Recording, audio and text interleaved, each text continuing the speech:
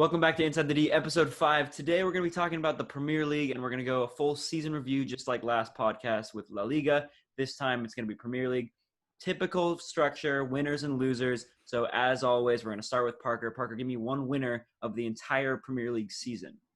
I mean, I got to rip the boys, the Blades. They had a brilliant season. Yes, Chelsea's number one. Don't freak out on me. Okay, good. But Sheffield blew me away. They came in relegation favorites, just newly promoted. They destroyed their expectations. They finished top 10, not above any of the top 6, unfortunately. It was close, but they definitely could have. But Arsenal almost dropped. Yeah, they slipped up at the end. But I feel like just the way they played and the way they took the league by storm, just honestly, it made me seem like if they get the key components, they could easily stay up here and like contend for Europa. Absolutely. Easily. And you also have to realize they were in League One, then got promoted to EFL, then got promoted to the Premier League, and they had an unbelievable season to their standards. I mean, obviously they've been in the Premier League before, but the fact that they finished inside the top 10 is ridiculous. Eco, winner? For me, a winner is definitely Leicester City. I mean, they just blew me away. Last season, they ended 10th place. This year, they managed to stay top 3 for a long time. Sadly, but towards the end, they dropped down to 5th out of the Champions League. I was excited to watch them in the Champions League, but then, Manchester United just dominated.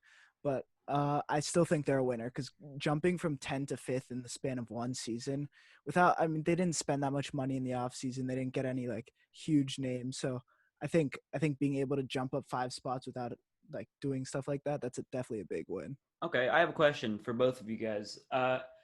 Do we think that Leicester is lucky to be in a Europa League spot or unlucky to drop out of a Champions League spot? I think it was super unlucky. I think they like when Corona first happened and football stopped, they thought, oh, we're going to make it for sure. But then, it came back and Manchester United was just unbeatable. So they kind of slipped into that spot. And then obviously Chelsea stayed top 4 for a while. Absolutely. So they weren't going to get bumped out. I agree with that. I mean, Leicester, they had a bunch of young guys. They're all up to form. And Vardy, too, was definitely in peak form right before Corona hit. Golden Boot winner. Exactly. But I feel like when they came back, Vardy just didn't look as sharp or the same that he did before the break, and it really just set Leicester back a whole bunch. I agree. I mean, like you said, Leicester City definitely winners because they maintained third place for a very, very long time, very big portion of the season, unfortunately dropped down to 5th. But I would still consider them having a good season. They're in Europa League. They didn't make Champions League, unfortunately, but very, very good season. A winner for me, you said you were going to back the boys. I thought you were going to say Chelsea, but you said Sheffield. So I'm going to back the boys with Chelsea. To me, a winner. Third place, fourth place, doesn't matter. I don't care if we finish in 3rd or 4th. We're making Champions League anyway. I'm just glad we stayed inside the top 4 rather than moving down to 5th. But you have to look at Lampard. It's his first season in charge of the club. It's his second professional managerial season. He managed Derby County, which is an EFL team. So it's his first season in the top 5 leagues. The transfer ban, losing your best player and then not being able to sign any replacements. Pulisic, getting him was obviously a huge upside, but he had to rely on the youth. I think there was 8 academy players that came on and played a few games, and I mean Mason Mount, Tammy Abraham, Reece James, those players in specifically, unbelievable season. So Chelsea's got to be a winner, and I think next season they're going to be serious contenders. So they're a winner for me. Parker, any more winners? I mean, I wouldn't consider them like a huge win, but Brighton, I feel like the season they had, definitely an upgrade from past seasons. I feel all their key players are young and they can easily grow, and playing like that well, especially on the final match day, beating Burnley, who were in tip-top form, like best form Burnley has ever been in. I feel they have a bright future ahead of them. See right there, Brighton. Right. Anyways, I feel like Brighton can definitely. They also have the potential, as Sheffield do, to take the league by storm. And now they've got Lallana as well. So, yeah. I mean, yeah. So I mean, it's those like mid-table teams that you could still consider winners and whatever. Ego, any more winners? I think they're a big time club, but Manchester United was a surprise this year for me. They weren't very good the first half of the season. January they got Bruno Fernandes, who really helped them. I mean, he joined them and they kept winning and winning and winning. They were able to jump up to third place. Last season they ended in sixth. This season, which means they were in Europa League. This season they ended in third, so that they're back in the Champions League. And I'm really excited to watch them. I think they're a great team now that they have Bruno Fernandes. And if Sancho goes there next year, I'm going to be really excited to watch. I think they could probably fight Manchester City and Liverpool next year, I think. Fair enough. So I've got a question for you, Ego, and Parker as well. Bruno Fernandes obviously made a huge impact when United brought him in January from Portugal. Do you think he's overrated, or do you think he's good as everyone says he is? I think he's as good as everyone says he is. I mean, you can see the difference he's been able to make in Manchester United. Like they were not doing the best. I mean, they weren't doing bad, but they weren't doing the best without him. He came in and they just started dominating. They came back from the virus and I think they didn't lose a game. They all wins and draws. I think so. Yeah. I Yeah. could be wrong, but I think you're right. Yeah. Yeah. They were besides definitely FA Cup. to the boys. Besides that. But we're not going to talk about the FA Cup. The Blues. I don't want to talk about it. But yeah, no, definitely Bruno Fernandes. I think obviously he had so many penalties. Everyone's saying, "Oh, he only scores pens." He scores a lot of pens, but I think the fact that he scores so many pens, people are saying, "Oh, he's overrated." I don't think that's the amount the pens that he scores is really overshadowing his actual playing style and his performance with United. I don't think he's overrated, but I could see why people would think that. Parker, do you agree? I think he's just exactly what United needed in that midfield. Just someone who can get Rashford, Martial, and even Greenwood the ball to just do their thing and finish. Like, he's a spectacular passer, and him and Pogba in the midfield, they link up really nice. And I mean, he's just a perfect fit for United. He's just exactly what they needed. Absolutely, I agree. Moving to another winner, we look at I guess you could say the bottom half of the table, just about 11th place Southampton. You wouldn't think they'd have any star players. They've got Danny Ings. I put him as a winner. The amount of goals that he scored this season, I mean, nobody could have guessed that would have happened. Do we expect that from Danny Ings next season, or is that just a one-season wonder type thing? I mean, it could be. You can never tell with soccer. Like, Yeah. You could be unstoppable one season, and the next season everyone figures you out and knows all your tricks and gimmicks. But I think just being on Southampton gives him an advantage where there's not really star players on the team, where he has the chance to be the star and be the go-to guy to get all the chances and have the ball be fed to him constantly. I think he could potentially even get more goals next season with Southampton's talent. Yeah. But you just never know in soccer. That's true. And you're right. It is more his team rather than when he was at Liverpool. He's not going to be the guy scoring all the goals. So it's more, it's more Danny Ings' squad for Southampton. He's not going to go anywhere. He's staying in Southampton, I believe. And hopefully he has another good season because, nobody can really hate on Southampton, I don't think. I definitely don't have a problem with them. I think that's a good choice, though, to stay in Southampton because, like, as you said, he goes somewhere else. He's not going to get the playing time. He's not going to get the chances to score those goals. So, I mean, I hope he stays so we still get to see him play because he's playing great for them. So, Ego, we talked about this a little bit before we started. Where does Liverpool lie in your winners and losers category? Well, okay, obviously they had an incredible season. They got 99 points, very difficult. But I don't consider them a loser, but I think after the virus and after football restarted, they are kind of in the loser category. They were set on being in the 100-point plus club. Everyone was talking about it. Obviously, they won the Premier League, which is amazing. That's a huge accomplishment.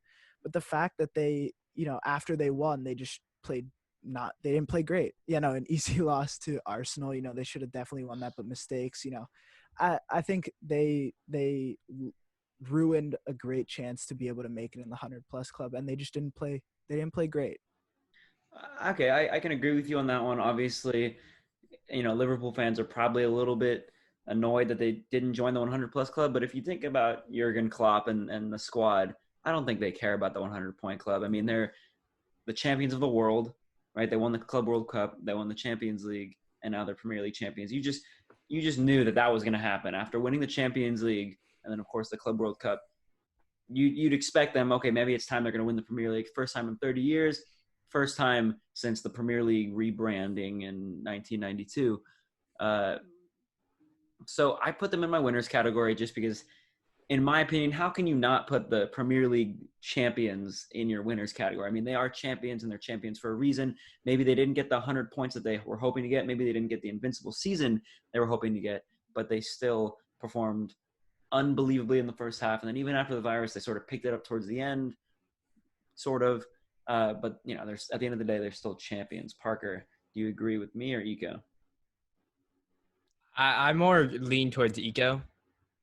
I mean, they came back from the virus and they looked very beatable, like very early on, especially with starting off with a draw to Everton of all teams, which is, I don't know, like it's Everton. It's Everton. Even Wolves beat Everton. I don't know, like if you're the champions of the Premier League, like you guys should be beating Everton pretty handily. I get it's a derby and everything, but like it should be a win. Not only is it a derby match, obviously the Merseyside derby, but it was the most watched Premier League game in history, I believe. 5.4 million viewers. That's a lot of people. I talked to some of my friends, and they said they even watch the games, and they don't like soccer at all. A lot of people just wanted to see, the soon-to-be champions play their first game since the break, and it was just a 0-0 draw, and it was just pretty disappointing.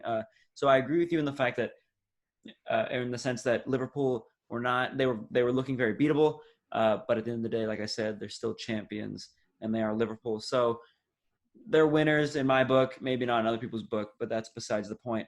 I want to switch it over to goalkeepers now, right? Goalkeepers, I have a few in the winners category. I have a few in the losers category. Let's start off with everyone's favorite, Kepa Arrizabalaga. Boys, take it away. I mean, go ahead. I don't think there's nothing to say. Nothing to say. No words can describe my disappointment with how he has performed. We had a great chance against Liverpool to win, secure top 4. We could have secured it. And we wouldn't have had to go into the last match day freaking out into Wolves. But no. Kepa decided to be like, what is goalkeeping? How do you do this thing? And if I had $1 for every time the ball rolled by Kepa, I would be a millionaire. Yeah. That was hard to watch. He doesn't move, does he? He doesn't move his arms, his legs. I don't think I've ever watched a match and been like, wow, great save, Kepa. What about the one against Watford where Ben Foster, although was that last season or was that this season? I don't remember. No, that was this season, and that was a long time ago. And it was a goalie header, to be fair. So yeah, I don't think there was a lot of power on that. Yeah, no, Kepa, very, very disappointing season. But Nick Pope of Burnley. I thought you were going to say Dino. Well, we're going to get to him in a second. Yes. Nick Pope, I mean, unbelievable. Obviously, Burnley finished 10th, I think. Was it 10th? Did they finish 10th? Yeah, most points they've ever had in a season, I believe. Really? Yeah. Wow, okay, well, there you go. And Nick Pope was a huge part. Obviously, they have Wood up top. They have Tarkowski at center half. And then they have Dwight McNeil, who's a great midfielder. And then Jeff Hendrick, who is AC Milan now, right, Ego? I don't think it's official. Not official yet? I think it's like they're looking at him. I mean, that's a huge news for Burnley fans. Obviously, they don't like to see him go, but to see a player from Burnley go to a big European team, not so much Burnley. No disrespect to them, but they're not so much a huge club like AC Milan is, which I hate to say it because of Vico, but they are a huge club. Nick Pope almost winning the Golden Glove, right? Within one clean sheet from Ederson. Is he the goalkeeper of the season? Is it Ederson? Is it Dino? Who is it? I honestly think it's Pope because, look, it was a one clean sheet difference, and if you look at the teams that they play on, Ederson, his job's a little easier than Pope's. Okay, he's got a great the back line. He's got a great team to play on, so there's probably less chances put on him, and there's less he plays kind of easier than Pope has to play. So I feel like honestly it was Pope this year because he plays for not a great team and he managed to get that many clean sheets. I think it was great. I I agree. agree. Yep. Yeah. I mean, how can you not agree with that, right? I mean, it's pretty obvious that Pope has an easier job, or excuse me, Ederson has an easier job than Pope when it comes to making saves and facing more shots. So I would also put Pope probably at goalkeeper of the season, but not too far behind him. I'm putting Parker's favorite player pretty much ever, Dean Henderson. Whoa, Parker. whoa. He's not Ever is a contact. strong word. Okay, N'Golo I Kante, like Sander Dino. Berge. I like Dino a lot. But when he goes back to Manchester United, Oh yeah, no. but hold on. I have something Oh, to say go about ahead. Pope Yes, and go ahead. Of Ederson course. debate. I think Pope easily deserves it. But close behind Pope, I would say Dino. Because not only does also about Ederson. Ederson, he has a great defensive back line. Kyle Walker, you have Laporte, you have Fernandinho, you got all these big names back there. But he still makes errors. He still finds a way to let up stupid goals, especially against United, which That one was tough. He had a pretty couple of funny to those this watch. season where he'd just pass it. He'd try and do a long ball. He'd pass it right to the opposition, conceding. Yeah, it's So, just how are you slipping up like that? Like you should not be doing that. Kepa no. wouldn't do that. Kepa Kepa's would terrible. get the chance. He wouldn't get the ball very often. Although it's funny you say that. I do remember him doing that against Everton when we lost to them in the first game that we played against them. Kepa just gave the ball away. Calvert-Lewin scored, and it was disastrous. So Kepa, of course, can do it. If a goalkeeper makes an error, just know that Kepa will be able to do that and probably has done it before. Yeah, Which is sad since he was the highest paid goalkeeper ever. He is that. Yeah, he still is. He's the most expensive goalkeeper of all time, and still got potential to he's be worse. 20. What? He's 27. Same age as Pope, basically. Right? I think you missed the end of it. I said he has potential to be worse. So, Oh, but anyways, I'm gonna be really annoyed if he becomes La Liga Player of the Season next year for Valencia. No. I mean, it's but you never know. But yeah, no, I agree. Dino's definitely a close second, despite how many clean sheets he got.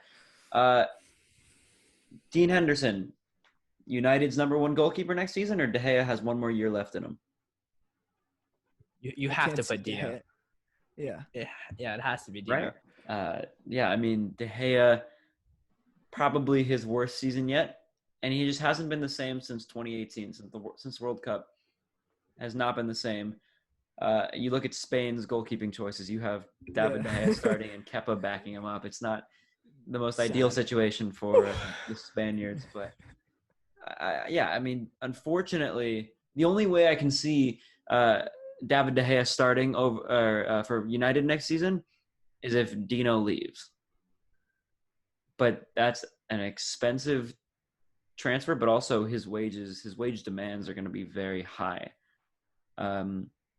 So I agree, Dino over De Gea if Dino stays. Going to the other Manchester team, we have, maybe I'm a little biased to the U.S. men's national team, but we have Zach Steffen coming back to Manchester City. Do you think they should loan him out again or keep him to back up Ederson just for experience? No, I think the best experience they could give him is playing time because Ederson's going to play every game for them. He's as much as we said he makes errors, he's a great goalkeeper.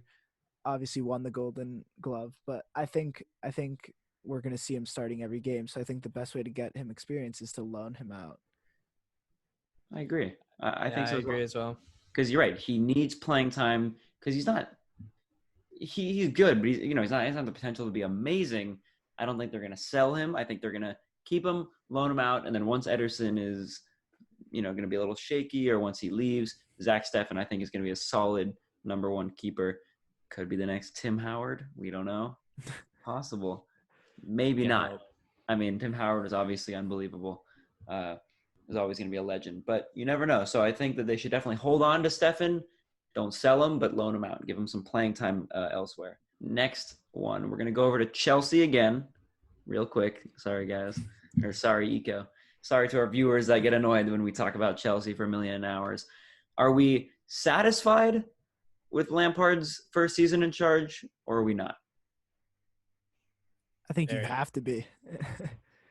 kept the Champions League spot. You did a lot in transfers. Got you guys a great striker, good center mid. Maybe even getting you Havertz. Maybe. It's happening. It's happening. I said that last podcast, and it still hasn't happened. Getting a little nervous. Yeah. I mean, I think he's a great manager in the transfer, and everyone said so. Any player who's met with him in transfer has said he's great. They've never seen someone like as good as him. He's amazing, and he now that the transfer ban is over, he's just splashing cash. Timo Werner, Kai Havertz, Hakim Ziyech, maybe. But already already Werner and Ziyech, unbelievable signings, and hopefully Onana or a goalkeeper, and then a left back as well. Hopefully Chilwell. Again, we can't get all of our transfer targets. Well, you can only hope for that. Parker, satisfied? I mean, you kind of have to be. Yes, he had an unfortunate in an FA Cup final, but you can't really blame injuries. Like, that's really out of anyone's control, getting injured and refereeing and anything like that. But I think he managed to finish top 4. Again, transfer banned, relied on the youth. I think all his squad selections and the amount of playing time he's given all our youngsters has really just been really just a show to watch as a Chelsea fan. You never know who's playing each match. Absolutely. I absolutely agree. So I would say I'm very satisfied with Super Frank's performance in his first managerial season at the club, and I can't wait, for more years with him in charge. Staying in London, over to North London, we go to Arsenal. They have been rumored to be signing Upamecano from Leipzig, Coutinho, and Willian. Do those potential signings, if they ended up signing Coutinho or Upamecano or whatever, would that make them a Europa League threat? Because keep in mind, they made it to the final last season. So would that make them a threat after they make these signings or not? I think so, because they're definitely going to be filling out the weak spots that they have. Upamecano, obviously, they have a very weak back line. It's going to really help them. And Coutinho's great. He can play in the midfield. He can play on the wings. I think he'd also be a great addition. So I think if they get these players, they'll definitely be able to compete for Europa League. But I don't know. I don't love Arteta. I think he's fine. I wouldn't say he's great though. Like, I don't know if he's gonna last there very long if they keep up this play. You might be another Unai Emery coming in with high expectations. Although I don't know if Arsenal fans really had high expectations for Arteta. He's kind of like the B-Tech Frank Lampard, former player who won a lot of stuff with Arsenal, coming to take over the team. Yeah. But yeah, no, Parker, you think they're going to be a Europa League threat, or is it just? I mean, they're also rumored to get Partey from Atletico. They've been rumored to get Partey. Yeah, but I feel like still, if we've been rumored to get Kai Havertz, anyways. If they get Partey, I feel like they can still be a threat. If they just find that playmaker who can get Aubameyang and Lacazette the ball, I feel like they can honestly just blow out any team if they just get a creative playmaker and a good backline. If they get Upamecano with a good pairing, like, sorry, Iko, but Romanoli, that would be a crazy pairing. We're not going to selling go to Arsenal. And we're also never going to sell him. Our fan base would absolutely rip AC Milan. That's probably true. Yeah, you guys have been getting ripped on for multiple years, so. That's also true. Because you guys might sell Hernandez. How do you think your fan If base is going to be no, feeling? we're not gonna sell him. We're gonna It's keep too these sad youngsters. to the reality. Pioli's talked about how he wants to keep them around. I'm not scared of losing them. Oh, Pioli. Oh, Pioli, Ego's father. He's a great coach. Anyways, back to what I was saying. I think Arsenal can be very scary if they just get the key pieces together. Absolutely agree. Yeah. As much as I don't want them to be a Europa League threat, I think they can be. I still don't know how they made it to the final last year. That's pretty crazy to me. But they lost anyway, so it doesn't matter. So it's all good. Staying in London, going to West London, to the Hammers. Obviously, there was talk that possibly West Ham could get relegated, but they've managed to pull themselves out. Well, Antonio's managed to pull them out, but they're out nevertheless. Declan Rice. I said that he was definitely going to leave if they got relegated, but now that they're staying in the Premier League, is Declan Rice going to go or is he going to stay? I mean, he's said that he wants to go to Chelsea. So I feel like he's going to try his best to leave, but it's if West Ham would let him go. You can't do that if you're West Ham. Yeah, I don't think I don't know. West Ham, they're doing things. They're definitely building a squad. They're definitely building a good squad that has potential. They have Felipe Anderson. They got Haller up top. They got the pieces. It's just they need their performance to go up. They need their youngsters to grow up, get better. Grow up. Yeah. But I feel like West Ham has the components. They just didn't perform up to the level that they should have been playing at. I can see that. And specifically for Declan Rice, I think he's got to stay because they can't let him go. He's going to want to leave and go to a bigger club, like Chelsea, for example, where he started his youth career at. But if you're West Ham, you got to keep him. Like, he's 21 years old, and he already captained West Ham for a few games. He's played every single game this season. He's got to stay. And I emphasize that if West Ham want to stay in the Premier League next season, they need to keep Declan Rice. Because there are a lot of rumors that Felipe Anderson is going to be sold. So West Ham cannot afford to let go of Felipe Anderson and Declan Rice. Also, another rumor that Haller was going to be sold as well. They're done. They're done if they don't keep it. If they don't keep it. I actually don't think that they're done if they sell both of them. Depending on the money that they bring in. Okay, but they got Souček off of loan who just returned. And he's actually pretty good. Is he going to carry the team? No, but their defense looks pretty promising right now. West Ham is a team where they can't just rely on one person to carry them despite okay, hear me out. They got Diop, who's young, great center back. Sure. Cresswell, left back. Okay. Also pretty good. Great. Just name their starting 11. That's not going to make them a I'm not naming their starting 11. I'm naming 4 decent players. Not decent. Pretty good. Souček and Rice. I think with those 4, as long as you got those 4, you're pretty good defensively. You're pretty good. Okay. So if Felipe Anderson gets sold, by the way, there is a player who spent the season at West Brom on loan from West Ham. His name is Grady Diangana. Had a pretty good season in the championship. And West Brom were really pushing to buy him. And I think it was a couple days ago where David Moyes said that he's coming back to West Ham and he's here to stay. That might hint at an exit to Anderson because Diangana can play well on the wing. It's going to be a struggle for West Ham if they don't make any new signings and they end up selling Anderson, Rice, and Haller. Do we agree? I mean, they almost got relegated this season. But I really don't think they're going to sell Declan Rice.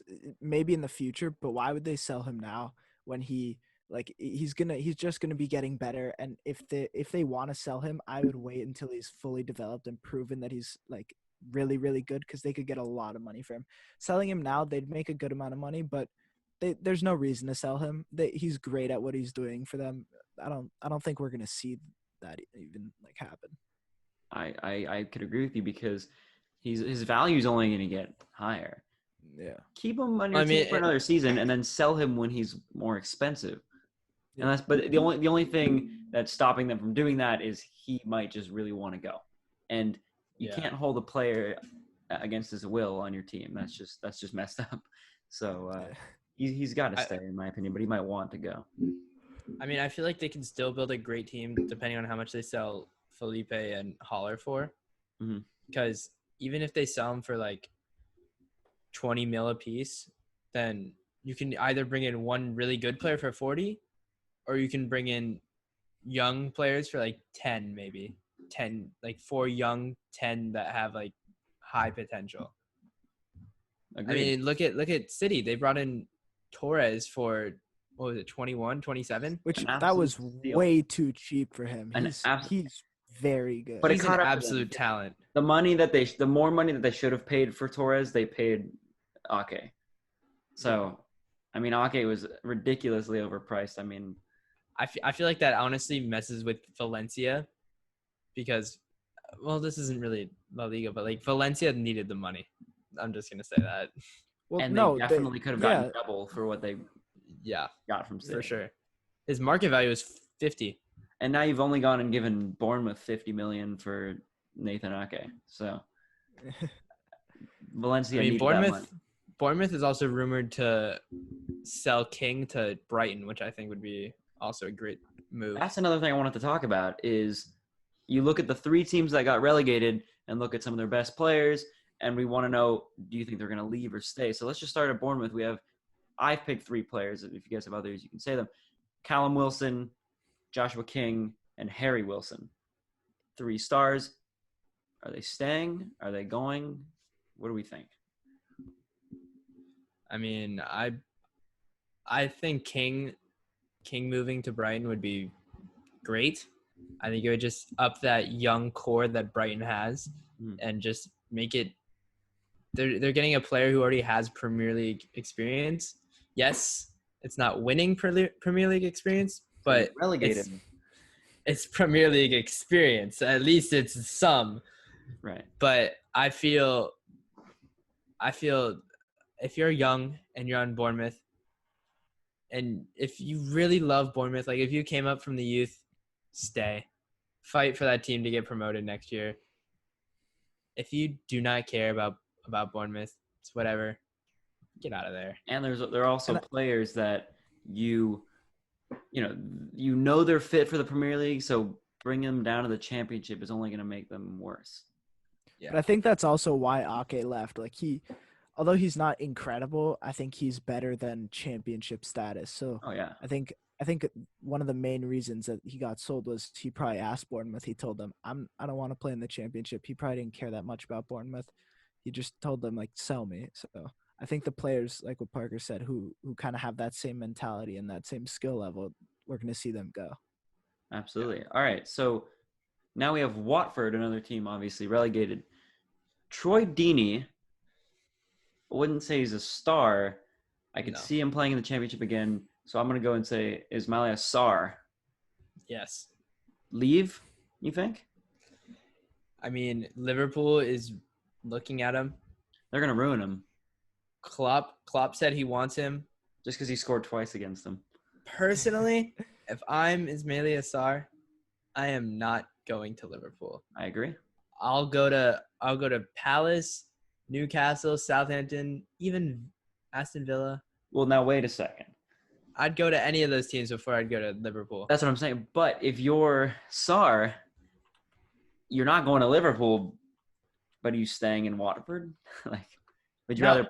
Why would like listen to where he came from? He came from Ligue 1. Mm-hmm. Why would he go from first tier football, where he could play against PSG? That's it. Oh, well. That's true.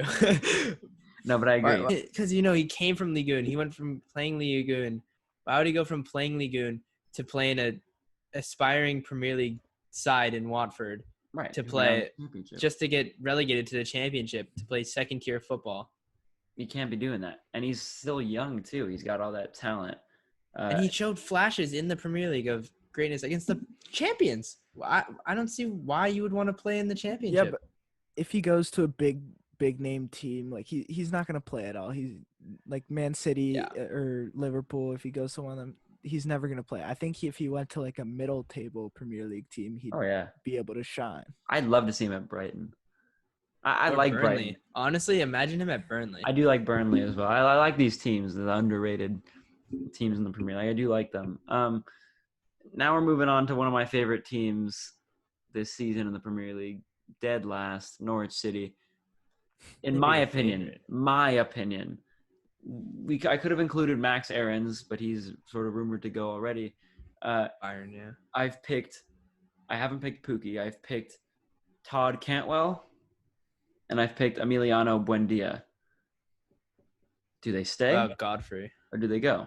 I did not. What pick. about That's what the one about- who Ego was talking about going to AC Milan, I think. Yeah, AC Milan's looking at Godfrey. Yeah. they're looking at him, but I don't think they're gonna pull that because He's there's not like, Italian there's- enough. Yeah, no, there's better players like in that area that we're looking at like more. But also Italian enough. Yeah, he's not Romagnoli. Stop. No, but also I think a really good Norwich player who I'd love to see go to like a bigger team is Tim Krul. I think he's a great keeper. He's just on a terrible team. It's hard, but I He's think old. if you put him on, Yeah. but he give him he's got a couple more years. Put him on like a Brighton or a Burnley. why? It's sort of like he's a saying, great keeper. He's a great keeper. yeah, but it's Yeah, that's like honestly, saying, no. I like what Ego's saying. I mean, put him on Oh, Brighton. I That'd be understand that. better. Well, first of all, Matt Ryan's a good goalkeeper. Okay, but I'd rather have Krul than Ryan. Tim Krul is a beast. He's just been on a Right, terrible team. but who's gonna want to spend money on a keeper who's probably gonna retire in the next couple of years? Also, Get him on a free. right, but listen, Juve on to this. Buffon. He's okay, but Buffon's a legend. Tim Krul so much Buffon level. I don't know. Tim Krul. That's like, to me, I don't see Tim Krul going back in the Premier League. I think he's gonna stay in the Championship, or he's just gonna go to another league. I don't see him going back to the Premier League. That's just my personal opinion. I just feel as if he's too old, and Norwich are gonna need him. I think that he's just gonna stay. You know, he's too old to just try and push for that Premier League title, in my opinion. I feel like Norwich had one of the most disappointing seasons in my eyes. I think they were a team full of prospects. They're basically a U23 team that could have played at the Premier League level. And I think they honestly, every single one of them, aside from maybe Pookie and Cantwell, had underperformed the whole season. I think Buendia is up there. I don't think you could say underperformed. Oh, yeah, Buendia. Yeah. Totally forgot about him. I think those three honestly carried Norwich to all their points. And especially, I mean, against Man City. Come on. And then, but like, I think everyone else was just like, I expected more. Like, they just were a letdown. Fair enough. All right. I mean, I agree. I do agree. It's unfortunate. I mean, they only had 5 wins this season, which is such a shame. One of them against Man City, though, so it's kind of an accomplishment. Basically better than Man City. Being Tottenham on penalties in a cup match, that was also a big accomplishment for Norwich. All right, so now we've covered most of those talking points. I want to move to who we think is the player of the season. So I have a little short list that I came up with. Apologies if I'm missing, one of your favorite players, but I have Kevin De Bruyne, Jordan Henderson, Sadio Mane, Jamie Vardy, Nick Pope, and Trent Alexander-Arnold. Out of those players, or if I missed a player, go ahead and say it. Out of those players, who do you think is the player of the season? I think it has to be Kevin De Bruyne. He's played so well this year, so good at creating chances for Manchester City. He's got a lot of assists, a good amount of goals too. I just think he was the most dominant player in the Premier League this year, hands down. Okay, Parker? I would have to agree, but for a lot of the season, I was leaning towards Vardy, really leading that Leicester team into the top 3 Champions League football again. But I mean, with the run of form he was on at the end of the season, I couldn't. You can't still say it was Vardy. He could have had many more goals. He had a lot of I wouldn't say misplays, but maybe missed chances. But I feel like my player of the season would have to be De Bruyne. I mean, Okay. 20 assists matches the record. Matches Thierry Henry's record. Yeah, he was really dominant and just got his strikers the ball. I agree. For me, I would say Kurt Zuma. He's definitely probably the best player. I'm just kidding. Of course, it's not Kurt Zuma. Duh, it's Kepa. Duh. No, Bud. obviously, it's the whole Chelsea backline. No, to make things interesting, I would like to pick a new player, but I mean, it has to be Kevin De Bruyne. Everyone's saying, okay, it's Jordan Henderson. Jordan Henderson. Yes, he captained Liverpool to the title, and yes, he can make a difference when he comes on the pitch. But I think skill-wise, it's not Henderson. I think it's De Bruyne. Like you said, he equaled Thierry Henry's record for most assists in a season. He scored a decent amount of goals for a midfielder. And every time he touches the ball, I don't think I've seen him lose it once. He's always making a play. It's always going forward with Kevin. So for me, he's got to be the player of the season. I'm glad we all agree. I heard that BBC Player of the Year is Henderson. A couple other people chose Henderson, but I think PFA is the main award. So we'll see who wins that. I'm hoping KDB doesn't get robbed, but there is a good chance that it is going to go to Henderson. But what a season we've had. I mean, a little bit longer than we expected. Obviously, no one expected the coronavirus this time last year when the Premier League started up again. What a great season, honestly. Premier League, best league in the world. Obviously, as a Chelsea fan, the Premier League is something I look forward to all the time. And then after the restart, having games every day was heaven. But now it's over. It's set to start up again, I think, on September 12th, which I can't wait for. But that's it, boys. I mean, the Premier League is done. It's over. So that was our recap on the Premier League 2019-2020. So thank you for joining us. We'll see you guys in the next episode.